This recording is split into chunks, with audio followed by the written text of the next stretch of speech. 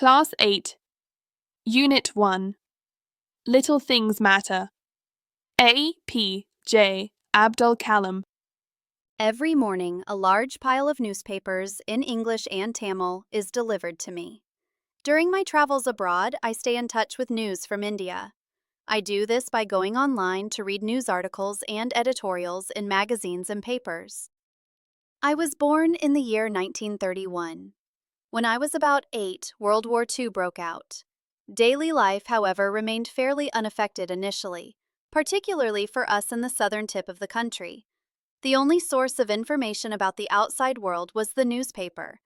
The agency that distributed newspapers was run by my cousin Samsudin. Along with Jalaluddin, he was a big influence in my early life. Samsudin had great affection for me and encouraged me in so many ways that he became a guiding light for me.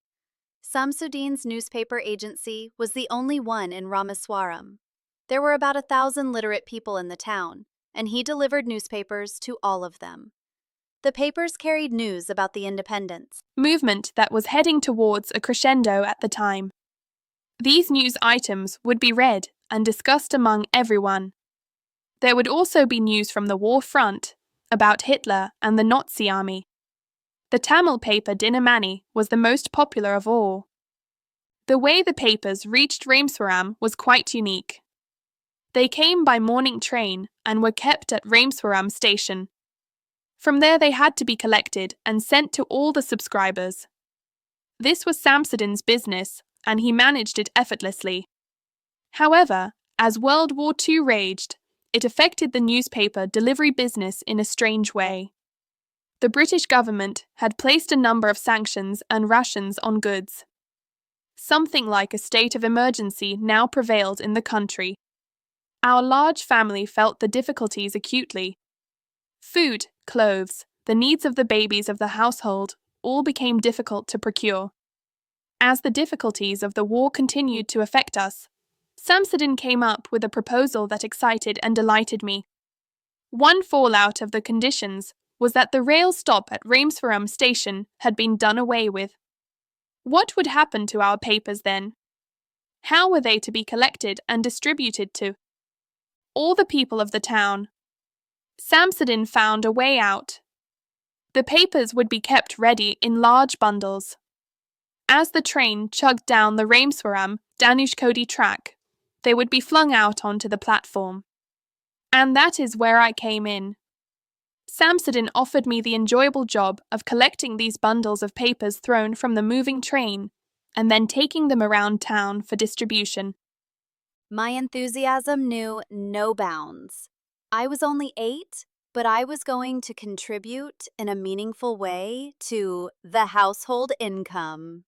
For many days, I had noticed the amount of food on my mother and grandmother's plates becoming lesser and lesser as they divided the portions between all of us. The children were always fed first, and I don't remember any of us ever going hungry. Obviously, the women were compromising on their nutrition for us. I readily accepted Samsudin's offer. However, my new job had to be fitted into my regular routine. My studies in school had to continue as before. The delivery business had to be accommodated amidst all these other activities.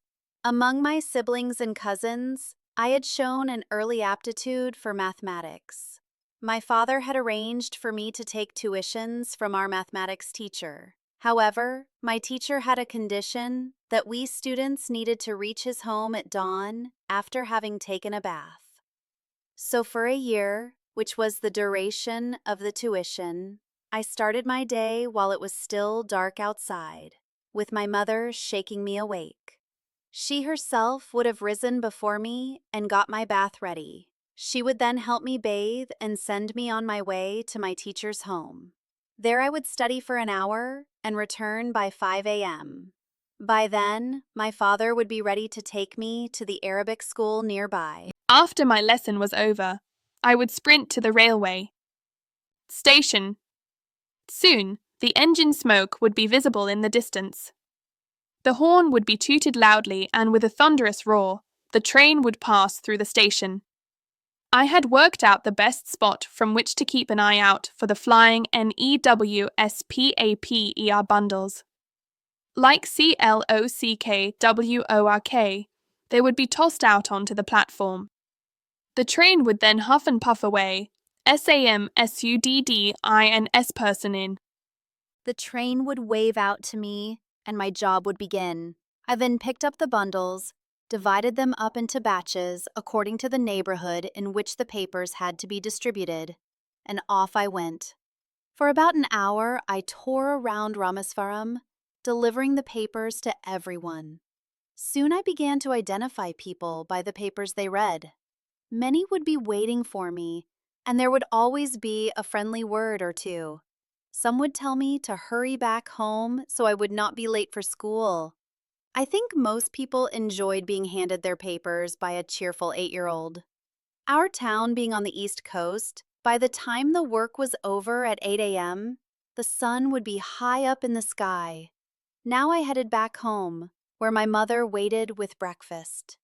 A simple meal would be served, but how hungry I was. My mother made sure I ate every morsel before sending me off to school. But my work did not end there. In the evening, after school was over, I would do the rounds of Samsudin's customers again, collecting dues. Then I would meet him so that he could work out the accounts of the day. At that time, sitting somewhere near the sea with the breeze blowing in, Jalaluddin or Samsudin would finally open up the day's paper. All of us would pore over the black type of the Dinamani. One of them would read aloud the news items, and slowly the larger outside world would enter our consciousness. Gandhiji, Congress, Hitler, Periyar E.V. Ramasamy. Their words would hang in the evening air. I would trace the photos and words with my fingers, wondering what it must be like to be out there in the larger world with all of them. Maybe, I thought to myself, one day I would go to the big cities, like Madras, Bombay, and Calcutta. What would I say if I ever got to meet people like Gandhiji and Pandit Nehru? But such thoughts were soon interrupted by the calls of my playmates, and then the call for dinner. There was homework to be done, and even an 8-year-old has only that much energy to spend. By 9 p.m., I would be fast asleep, as the next day more studies and the life of a working man lay in store. This routine continued for about a year. In that 1 year of running around with the papers, I grew taller and browner. I also learned that I could now judge quite accurately the distances I could cover at a sprint with. A bundle of papers in my hand. Hence, I could time my arrival at various localities at the same time every day. I could calculate in my head the amount owed to Samsudin by each of his subscribers, and could reel off the names of those who had not paid up that day. Mostly, I learnt that to be a working man meant you had to be up and ready to face the day, whatever else may happen to you. Homework, tuition, prayers, all carried on. But the Madras Dhanashkodi mail would not wait for me. I had to be present at the station at the correct time and at the correct point to collect the bundles as they came flying in. It was my first brush with taking up a responsibility and seeing to it that I kept my word to my cousin Samsudin, no matter what.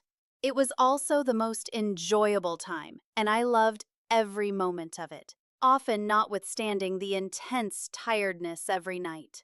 My mother often fretted at my taking up this additional work and the toll it was taking on me, but I shook my head and smiled at her, knowing that my earnings were somehow helping us all, and that she was secretly proud of me for having taken on the role of a working man at the age of 8, kept me going with a smile on my face.